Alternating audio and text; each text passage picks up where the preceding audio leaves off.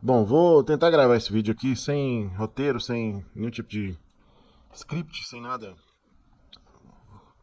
preparado, sem nada preparado aqui pra eu seguir uma sequência lógica, né? Mas eu preciso falar com vocês, trocar essa ideia aqui rapidamente sobre o falecimento do Matthew Perry e falar um pouquinho pra vocês da relevância e da importância desse personagem na vida de tantas pessoas, mas na minha especificamente.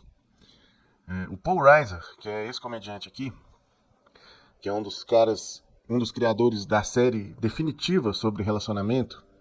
Se você tem curiosidade se você ainda não sabe que existe, por algum motivo nunca assistiu nenhum episódio da série Mad About You, que milagrosamente está no Prime Video, eu recomendo fortemente que você assista. Não precisa assistir sequencialmente, pode clicar em qualquer episódio de qualquer temporada, né?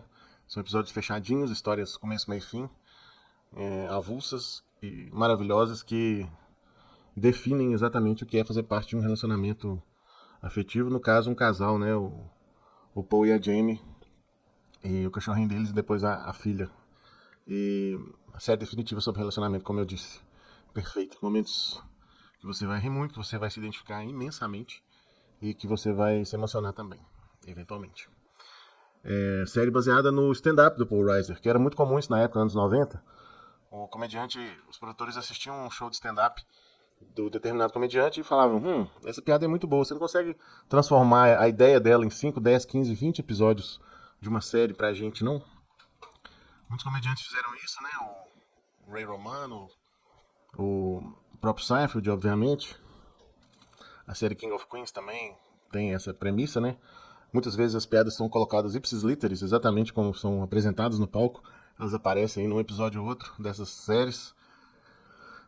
E bom, como eu estava dizendo, o Paul Reiser foi o cara que definiu melhor para mim o conceito de sarcasmo e ironia.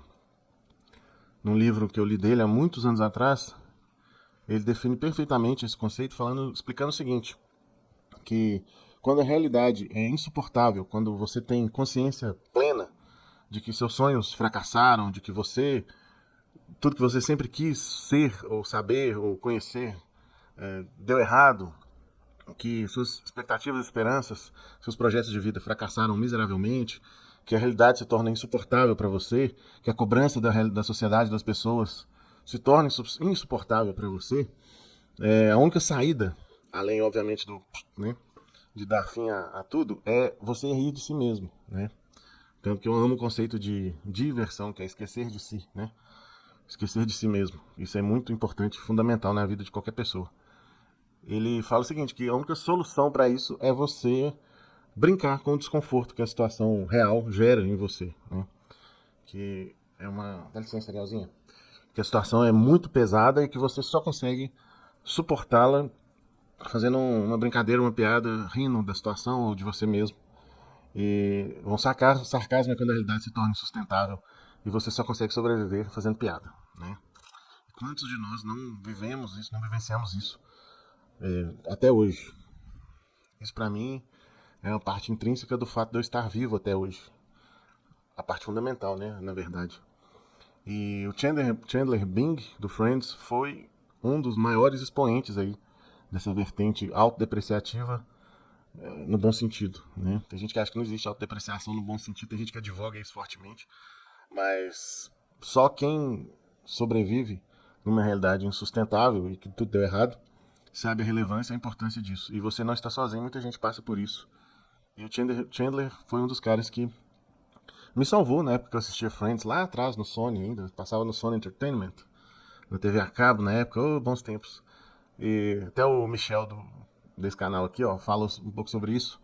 É um cara muito bom também, que eu gosto muito de acompanhar os vídeos dele.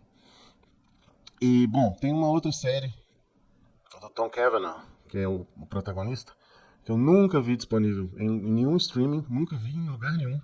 Tem uma, depois eu fui pesquisar um pouco, tem uma brigaiada danada por direito autoral dela, ela tá numa espécie de limbo aí de distribuição, que a gente não acha ela nem para baixar por meios alternativos aí, internetísticos, torrente, etc. A gente não consegue encontrar essa série.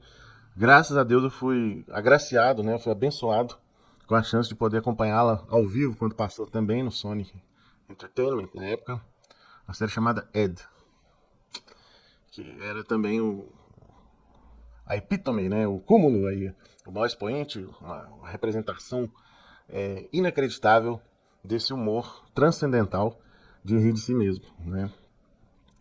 Que a série contava a história de um personagem, o Ed, obviamente, que descobria a esposa dele, uma traição da esposa dele, e se mudava para a cidadezinha do interior para tentar conquistar o amor dele de adolescência, né, de juventude. Vivido por essa atriz aqui, que eu não vou lembrar o nome dela agora, mas hoje em dia ela é bem famosona. Série cheia de situações engraçadíssimas, também humor surreal, e todos os episódios me marcaram demais. Eu cheguei a ponto, pessoal, de escrever uma crônica sobre a série, que foi publicada no próprio site da Sony na época. Fiquei muito feliz, inclusive, né, como jornalista, de ter um texto meu publicado num site que tinha uma visibilidade muito grande, né, na época. Foi uma época boa da minha vida. Mesmo passando por todos os perrengues e desilusões e frustrações, você tinha ali uma válvula de escape, né? Em séries como Friends e Ed, né? E outras tantas.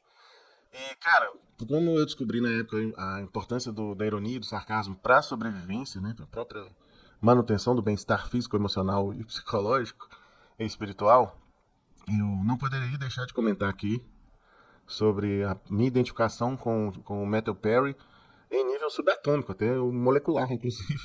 Não imaginava que ele passava tantos tormentos assim na vida real. Agora, depois da morte dele, que eu fiquei sabendo que a gente tinha uma identificação muito maior, né? Ele pelo lado da dependência química, de opioides e álcool, a luta dele contra esses demônios internos.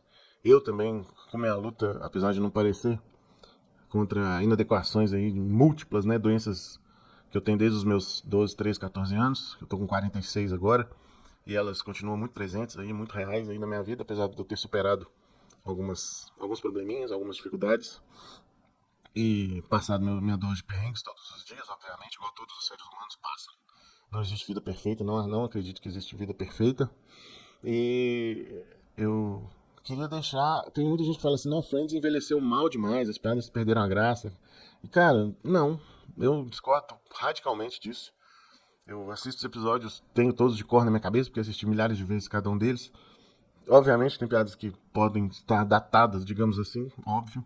Mas no geral, cara, a série ainda diverte e faz a gente ter crise de riso só de lembrar de certas situações e de certos episódios, né? Que são emblemáticos aí e que ficaram pra história da televisão aí mundial. Série traduzida em mais de 400 idiomas, né, que fez sucesso e faz sucesso muitos anos depois de ter terminado. E que foi um divisor de águas aí na história da indústria, né, de sitcoms nos Estados Unidos. Bom, dito isso, fica aqui a minha homenagem ao Chandler Bing, ao Matthew Perry. I'm going to say this for the last time. Would you please just